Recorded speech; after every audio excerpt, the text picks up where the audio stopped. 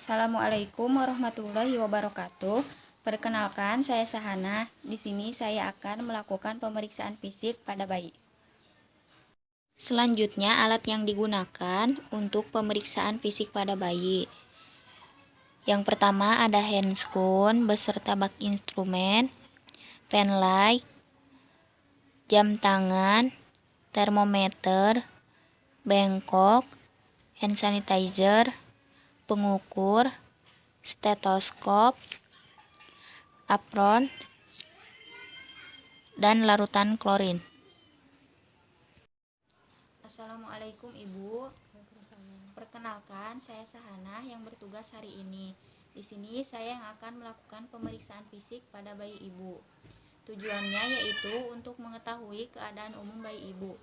Untuk waktunya kurang lebih 10-15 menit. Apakah Ibu bersedia? Jika Ibu bersedia, saya akan mempersiapkan alat-alatnya. Sebelum memulai tindakan, kita cuci tangan terlebih dahulu.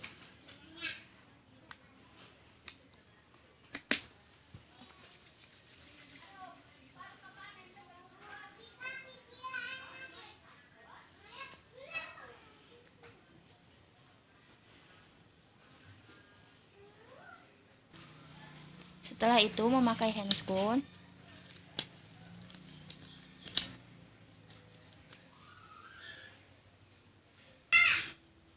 Sebelum melakukan pemeriksaan, kita amati bayi terlebih dahulu. Lalu kita buka pakaian bayi. Pastikan suhu ruangan sesuai dengan kebutuhan bayi. Pertama, kita lihat postur normal bayi. Tonusnya seperti apa? Bayi yang sehat akan bergerak aktif. Selanjutnya, kita mengkaji kulit bayi. Dan warnanya yaitu sedikit kemerahan. Selanjutnya, kita melakukan timbang yaitu kita timbang berat badan bayi.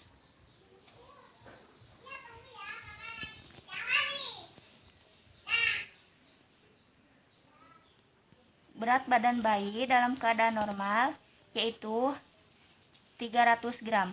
Karena rentang normal berat badan bayi itu 260 sampai 400 gram. Selanjutnya kita periksa panjang bayi. Panjangnya yaitu 50 cm. Selanjutnya kita mengukur lingkar kepala bayi.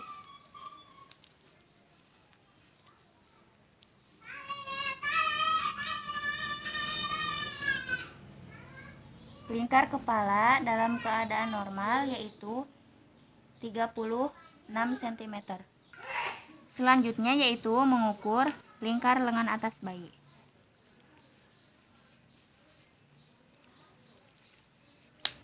Lingkar lengan atas dalam keadaan normal yaitu 10 cm. Selanjutnya kita mengukur lingkar dada.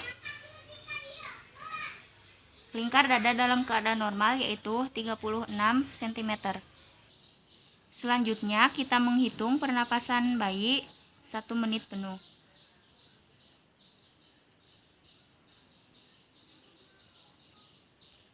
Pernapasan dalam keadaan normal yaitu 50 kali per menit. Kita juga memeriksa retraksi dinding dada. Apakah bayi kesulitan bernapas ataupun tidak. Diam. Selanjutnya yaitu menghitung denyut jantung janin.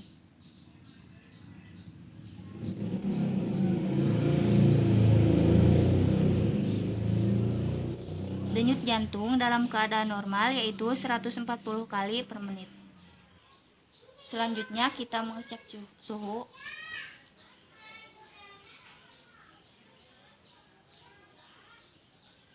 Suhu dalam keadaan normal yaitu 36,5 derajat Celcius. Selanjutnya kita kaji bagian kepala dengan lembut. Apakah ada pembengkakan atau tidak? Apakah ada abnormal, ada kaput subsedinium atau tidak? Apakah ada sepal hemato atau tidak? Apakah ubun-ubun depan cekung atau tidak? Selanjutnya kita kaji bagian wajah. Apakah ada odem atau tidak? Selanjutnya pemeriksaan bagian mata. Mata tidak mengeluarkan cairan, konjungtiva merah muda, dan sklera tidak ikterik. Selanjutnya memeriksa hidung menggunakan penlight. Apakah hidung mengeluarkan cairan atau tidak? Apakah hidung simetris atau tidak? Apakah ada penyumbatan atau tidak? Dan hasilnya dalam keadaan normal. Selanjutnya yaitu pemeriksaan bagian mulut. Yang pertama kita periksa apakah mulut bayi kering atau tidak. Lalu apakah ada abnormalitas pada mulut atau tidak. Lalu periksa juga apakah ada labioskisia atau tidak. Selanjutnya kita memindahkan jari ke kanan dan ke kiri di depan mulut bayi untuk mengetahui apakah bayi memiliki refleks rooting atau tidak. Selanjutnya kita melakukan pemeriksaan telinga. Yang pertama, lihat apakah telinga simetris atau tidak, lalu sejajar dengan mata atau tidak, terdapat pengeluaran cairan atau tidak. Selanjutnya kita memeriksa leher bayi, apakah ada pembengkakan atau tidak. Selanjutnya kita memeriksa dada bayi. Periksa apakah pernapasan sesuai dengan gerakan dada atau tidak. Selanjutnya kita periksa bahu dan lengan bayi. Apakah gerakan bayi aktif atau tidak. Selanjutnya kita hitung apakah jari lengkap atau tidak.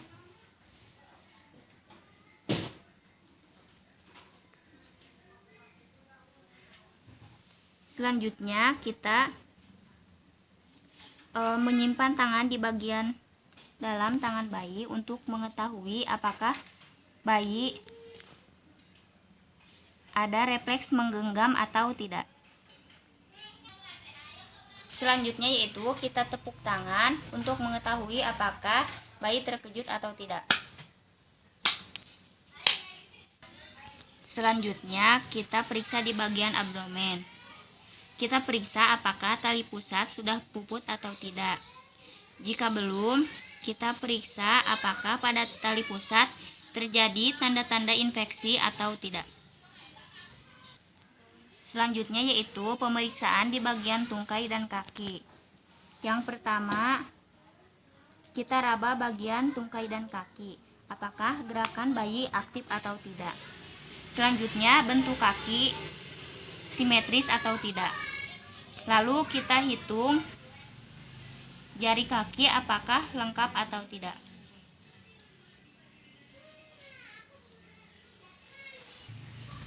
Selanjutnya kita mengecek apakah bayi memiliki refleks Debiaskai atau tidak.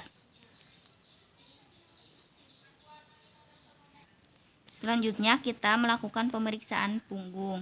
Kita mengecek apakah punggung bayi lurus atau tidak. Selanjutnya yaitu pemeriksaan alat genitalia. Yang pertama, kita melihat apakah ada labia mayora dan minora atau tidak. Lalu apakah labia mayora menutupi labia minora atau tidak. Lalu cek juga apakah ada klitoris atau tidak. Selanjutnya yaitu pemeriksaan bagian anus. Kita cek apakah keluar mekonium atau tidak. Lalu cek juga apakah anus berlubang atau tidak. Selesai pemeriksaan, kita rapihkan bayi kembali.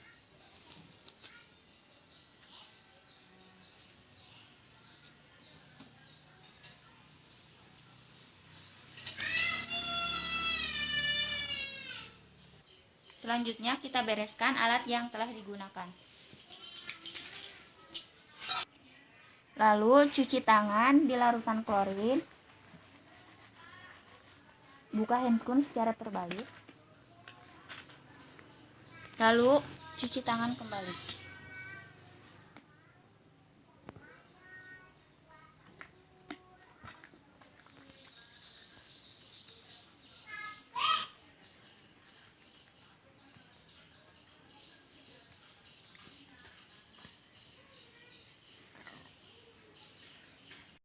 Baik Ibu, di sini saya akan menyampaikan sedikit penkes tentang bayi baru lahir. Yang pertama yaitu Ibu bisa menyusui bayi Ibu kapan saja apabila dia lapar. Lalu setelah menyusui sebaiknya Ibu menyendawakan bayi Ibu, karena biasanya pada saat menyusui bayi suka memakan udara dan itu bisa membuat perutnya kembung. Lalu Ibu juga jangan heran apabila bayi Ibu sering tertidur, karena bayi baru lahir itu biasanya tidur hingga 16 jam. Lalu yang terakhir, Ibu harus merawat tali pusat bayi Ibu jangan sampai infeksi. Apabila terjadi tanda-tanda infeksi seperti kemerahan atau panas atau sebagainya, Ibu bisa datang ke fasilitas kesehatan terdekat. Baik Ibu, pemeriksaan fisik pada bayi Ibu telah selesai. Dan hasilnya keadaan bayi Ibu dalam keadaan normal. Alat genitalia juga dalam keadaan normal. Apakah ada yang ditanyakan, Bu? Kalau begitu, saya permisi. Assalamualaikum warahmatullahi wabarakatuh.